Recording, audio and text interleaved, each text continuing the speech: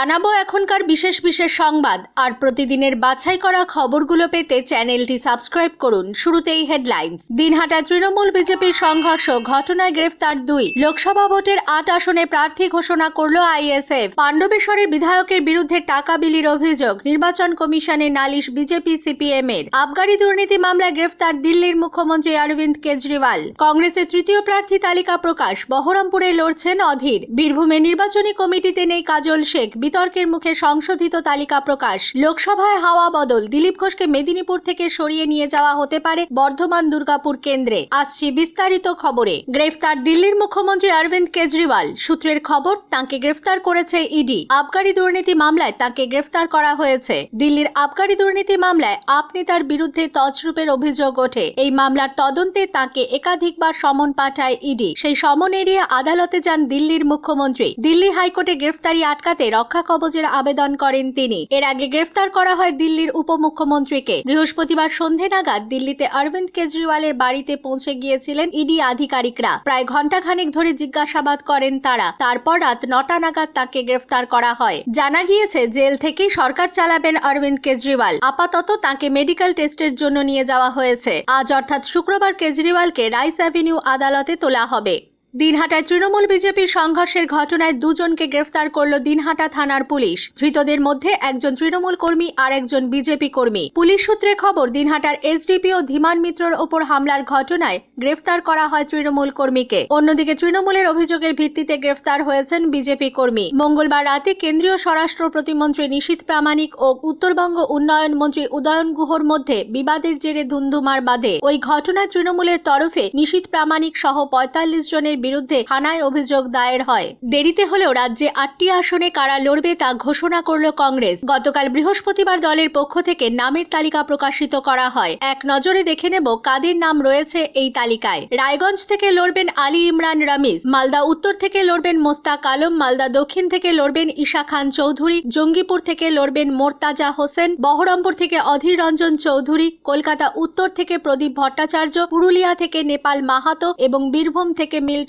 রশিদ। প্রত্যাশা মতোই বহরমপুর থেকে লড়ছেন অধীর রঞ্জন চৌধুরী। এবার মুখোমুখি লড়াই তৃণমূলের ইউসুফ পাঠানের সঙ্গে। শিওরে লোকসভা ভোট, অনুব্রতহীন বীরভূমে তৃণমূলের রদবদল, কিন্তু কাজল শেখ কেন বাদ? বিতর্ক দানা বাঁধতেই এবার জেলা নির্বাচনী কমিটিতে নেওয়া হলো জেলা সভাধিপতিকে। বীরভূমে তৃণমূলের বিধানসভা ভিত্তিক 5 সদস্যের তৃণমূলের নয়া কোর কমিটি তৈরি করে দিয়েছেন স্বয়ং মমতা বন্দ্যোপাধ্যায়। কিন্তু সেই কমিটিতে নেই কাজল শেখ। কেন? তাকে রীতিমতো ধমক দিয়েছিলেন তৃণমূল নেত্রী। বলেছিলেন, মনে রেখো, দল তোমাকে জেলা সভাধিপতির দায়িত্ব দিয়েছে, আবার সেই দায়িত্ব থেকে সরাতেও পারে। তুমি জেলা পরিষদের সভাধিপতি, গোটা বীরভূম জেলা দাপিয়ে বেড়ানোর দরকার নেই। আপাতত তোমাকে নতুন কোর কমিটিতে জায়গা দেওয়া হচ্ছে না, পরে প্রয়োজনে ডেকে নেওয়া হতে পারে। এদিকে লোকসভার ভোটে নির্ঘণ্ট ঘোষণা হয়েছে। জেলার 2 লোকসভা কেন্দ্র বোলপুর ও বীরভূমের জন্য এবার আলাদা নির্বাচনী কমিটি গঠন করলেন তৃণমূলের কোর কমিটির সদস্যরা। কবে? গতকাল বৃহস্পতিবার। এরপরই দেখা যায় বোলপুর কেন্দ্রে নির্বাচন কমিটিতে নাম থাকলেও বাদ পড়েছেন বীরভূমের কমিটি থেকে। দলের গোষ্ঠীদ্বন্দ্বের জের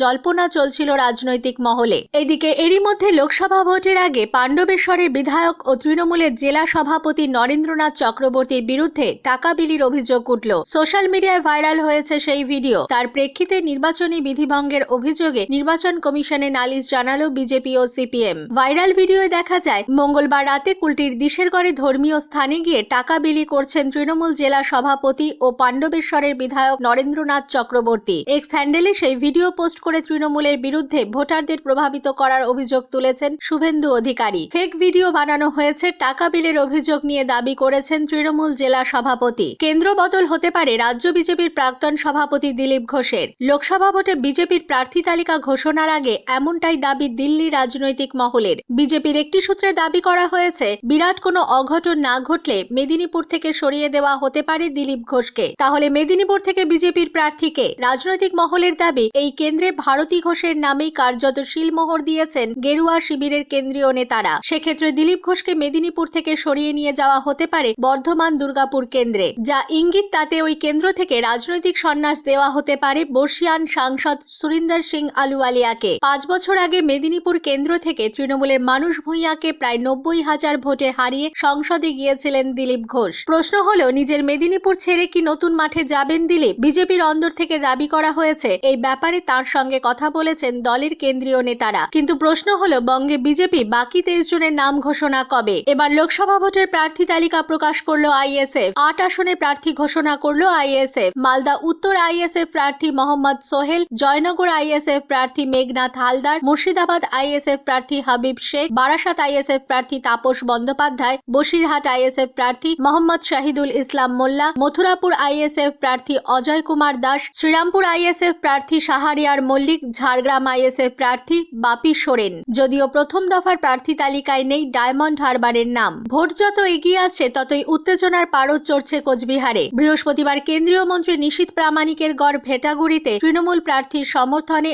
উত্তরবঙ্গ উন্নয়ন মন্ত্রী উদয়ন গুহর প্রচারকে কেন্দ্র করে ধুন্ধুমার কাণ্ড বেঁধে যায়। মুখোমুখি বাকবিতণ্ডায় জড়িয়ে পড়ল তৃণমূল ও বিজেপি কর্মী সমর্থকরা। ঘটনাস্থলে উপস্থিত উদয়ন গুহের পথ আটকে বিক্ষোভ দেখায় বিজেপি কর্মীরা। বিজেপি যেখানে বিক্ষোভ দেখায় তার থেকে 50 মিটার দূরত্বে কর্মীদের নিয়ে বসেছিলেন মন্ত্রী উদয়ন গুহ। পরিস্থিতি নিয়ন্ত্রণে ঘটনাস্থলে উপস্থিত ছিলেন এসডিপিও ধীমান মিত্র, আইসি জয়দীপ মোদকের নেতৃত্বে বিশাল পুলিশ বাহিনী। বিজেপির অভিযোগ, মন্ত্রী ও তার দলের কর্মী সমর্থকরা প্রচার করতে এসে মন্দিরের জলের কল ভেঙে দিয়েছে। যদিও তৃণমূলের তরফে অভিযোগ অস্বীকার করা হয়েছে। লোকসভা ভোট যত এগিয়ে আসছে তৃণমূলে ক্ষুব্ধ অভিমানী মুখের সংখ্যা বাড়ছে। টিকিট না পাওয়ায় এবার মুখ খুললেন মৌসম বেনজির নূর। মালদা উত্তরে দুবারের প্রাক্তন সাংসদ বললেন টিকিট প্রত্যাশী ছিলেন তিনি, ভোটে জয় নিয়েও ছিলেন আশাবাদী। 2019-এর লোকসভা ভোটে একই পরিবার থেকে দুজন প্রার্থী হওয়ায় ভোট ভাগাভাগিতে হেরে যান বলে দাবি মৌসমের। মৌসম বলেন, আমি উত্তর মালদার 2 বারের সাংসদ ছিলাম, জেলা সভাপতিও ছিলাম। অবশ্য আমার একটা প্রত্যাশা ছিল, কারণ এর আগে 2019 সালে বিজেপির কাছে হেরে গিয়েছিলাম। যেভাবে লড়াই হয়েছিল,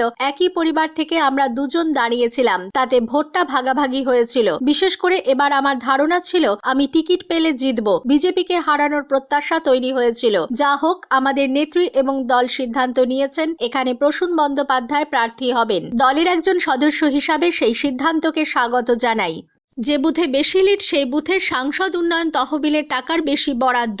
গত সোমবার বাঁকুড়ার পুয়াবাগানে একটি কর্মী সভায় এমন মন্তব্য করে বিতর্কে জড়িয়েছিলেন বাঁকুড়ার বিজেপি প্রার্থী সুভাষ সরকার। সেই ঘটনার রেশ কাটতে না কাটতে এবার দলের লিড নিয়ে গ্রামবাসীদের রীতিমতো হুমকি দিতে শোনা গেল বিষ্ণুপুরের তৃণমূল প্রার্থী সুজাতা মণ্ডলকে। ওন্দা ব্লকের নতুন গ্রাম এলাকায় প্রচারে গিয়ে সুজাতা মণ্ডল বলেন, কোন কোন বুথে তৃণমূল ও বিজেপি লিড পাচ্ছে তার তালিকা তৈরি করে রাখা হবে। যে বুথে তৃণমূল লিড পাবে সেখানে যান লড়িয়ে দেব, আর যেখানে তৃণমূল লিড পাবে না সেখানে আমি তো দূরস্থ, আমার কোনো কর্মীকেও যেতে দেব না। এখানেই থেমে থাকেননি। সুজাতাকে হুমকির সুরে গ্রামবাসীদের বলতে শোনা যায়, তোমরা ভোটের বেলায় বড় ফুলকে দেবে আর চাওয়ার বেলায় ছোট ফুলের কাছে চাইবে, তা হয় না। তোমরা বারে এখান থেকে বিজেপিকে জিতিয়েছো, এবারও যদি তাই হয় তাহলে এবার তোমাদের কথা শুনতে আমরা আর আসবো না, তোমরা বিজেপির সঙ্গে বুঝে নেবে।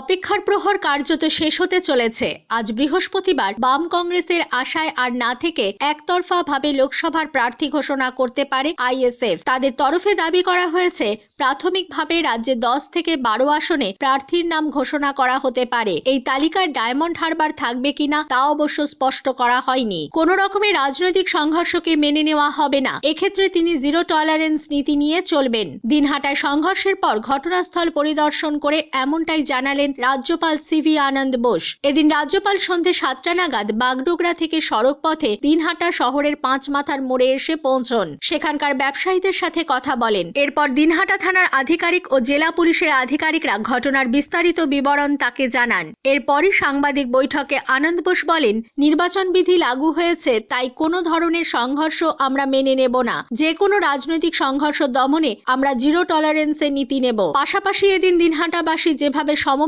হয়ে তার সঙ্গে কথা বলতে এগিয়ে এসেছেন তারও প্রশংসা করেন। তবে এদিন কেন্দ্রীয় মন্ত্রী নিশীথ প্রামাণিকের বিরুদ্ধে রাজ্যপালকে অভিযোগ জানান তৃণমূল কর্মীরাও। স্থানীয় ব্যবসায়ীরা জানান তারা এলাকায় শান্তি চান। বৃহস্পতিবার দিনের বেলা কলকাতা থেকে বহরমপুরে পৌঁছানোর কথা। ইউসুফকে দেখতে সকাল থেকে ভিড় জমতে শুরু করেছে বহরমপুরের তৃণমূলের পার্টি অফিসে। মুর্শিদাবাদ পৌঁছানোর পর দিনভর ঠাসা কর্মসূচি রয়েছে ইউসুফের। তৃণমূল সূত্রে খবর, বৃহস্পতিবার দুপুরে বহরমপুরে মুর্শিদাবাদ জেলা তৃণমূল নির্বাচনী কার্যালয়ে পৌঁছবেন ইউসুফ। তাকে স্বাগত জানানোর জন্য বড় জমায়েতের শেষ মুহূর্তের প্রস্তুতিতে ব্যস্ত জেলা তৃণমূল নেতৃত্ব।